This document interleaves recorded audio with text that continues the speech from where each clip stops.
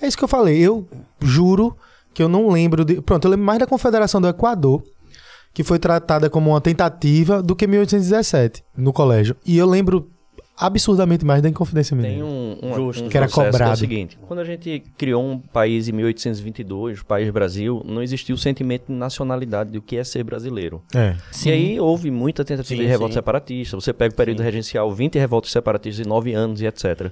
No segundo reinado, principalmente, a gente vai começar um processo que vai ser liderado pelo próprio governo através do Instituto Histórico e Geográfico do Brasil, o IHGB, que ele tenta criar uma narrativa oficial de Brasil, o que é ser brasileiro.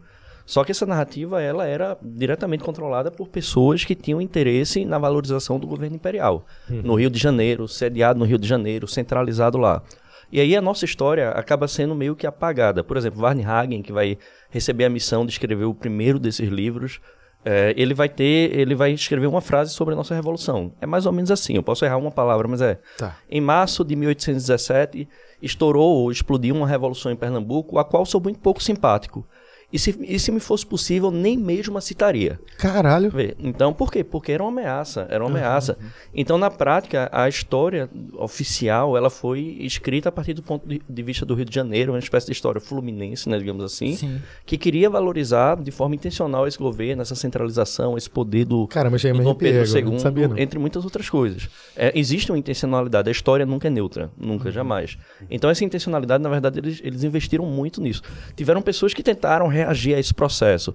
Por exemplo, o primeiro livro de história do Brasil não é nem do Varnhagen, mas você não encontra em livro nenhum, é Abreu e Lima. Abreu e Lima escreveu na década de 40. Você pega, por exemplo, o Monsenhor Muniz Tavares, que estava vivo na Revolução de 17, horrorizado, escandalizado com a versão que estava sendo propagada e escrevendo um livro gigante. Eu até trouxe ele, gigante assim, que é o ponto de vista de alguém que participou desse processo, dizendo, não foi isso que estão dizendo lá no Rio de Janeiro, não.